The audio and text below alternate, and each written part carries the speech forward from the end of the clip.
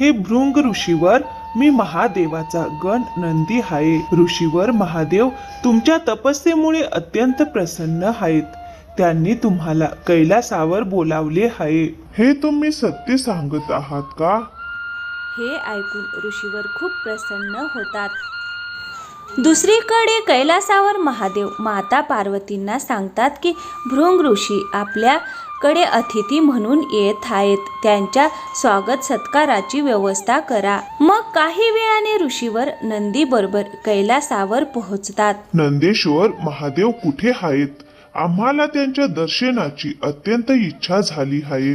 थांबा ऋषीवर, आपण महादेवांचे अतिथी आहात, म्हणून माता पार्वतीच्या हातून तुमचा आदर सत्कार होणे आवश्यक आहे. परंतु मी तर फक्त महादेवांच्या दर्शनासाठी उत्सुक आहे. मला कोणत्याही मातेकडून आदर सत्काराची गरज नाही.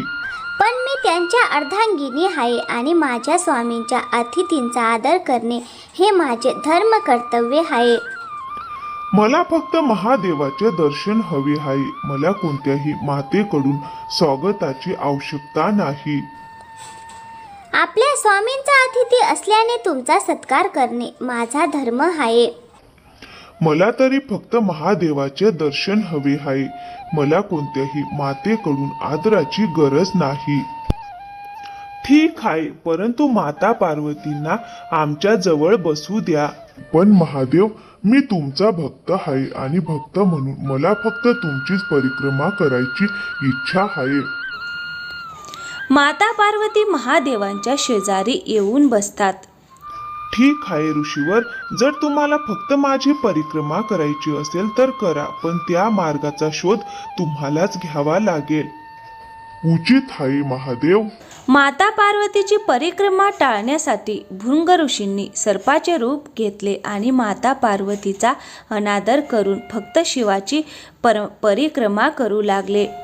परंतु ते वारंवार प्रयत्न करूनही सफल होत नाहीत. एक तेजस्वी प्रकाश त्यांना रोखतो. हे कसे शक्य आहे प्रभू? मी तुमची परिक्रमा करण्यात असमर्थ का ठरत आहे? कारण तुम्ही माझ्या संपूर्ण रूपाची परिक्रमा केली नाही. नाही महादेव, मी तर प्रयत्न केला पण मला यश आले नाही. तुम्हाला समजले नाही ऋषीवर, पार्वती माझी पत्नी, अर्धांगिनी आणि शक्ती आहेत. त्यांच्याशिवाय शिव कधीच पूर्ण होत नाही. शिवाचे पूर्णत्व हे शक्ती सहज आहे, शक्तीशिवाय नाही. नाही महादेव, स्त्री ही फक्त पुरुषाच्या मागे चालणारी सावली आहे. त्या पलीकडे काहीही नाही. स्त्री नेहमी स्वामींच्या मागे चालते, परंतु त्यामुळे ती शक्तिहीन होत नाही. उलट तीच पुरुषाला सांभाळणारी शक्ती असते. शक्तीशिवाय पुरुष अपूर्ण असतो. माझे अर्धे अंग, माझी शक्तिरूप अर्धांगिनी माझ्या सोबत आहे. तुम्हाला विश्वास नसल्यास तुम्ही स्वतः पहा. तक्षणी शिव पार्वती एकरूप होतात आणि अर्धनारीश्वर स्वरूप प्रकट होते. हेच माझे संपूर्ण रूप आहे. याची परिक्रमा केल्याशिवाय तुमची परिक्रमा सफल होणार नाही. क्षमस्व महादेव, पण मी फक्त तुमचीच परिक्रमा करू इच्छितो. प्रयत्न करा ऋषीवर, मी तुम्हाला रोखणार नाही. यानंतर ऋषींनी भुंग्याचे रूप घेतले आणि अर्धनारीश्वरांची परिक्रमा करण्याचा प्रयत्न केला. परंतु त्या स्वरूपात परिक्रमा करणे अशक्य होते. अनेक प्रयत्नानंतरही ते यशस्वी झाले नाहीत आणि क्रोधाने त्यांनी महादेवांच्या कपाळावर दंश केला. शिवांच्या मस्तकातून रक्त वाहू लागले. हे पाहून माता पार्वती अत्यंत क्रोधित झाल्या आणि त्यांनी आपल्या हाताच्या प्रहाराने ऋषींना खाली पाडले. ऋषीवर, इतका अहंकार योग्य नाही. तुम्ही पुन्हा माझा अपमान केला, संपूर्ण स्त्री जातीचा अपमान केला, पण माझ्या स्वामीला तुम्ही इजा केली.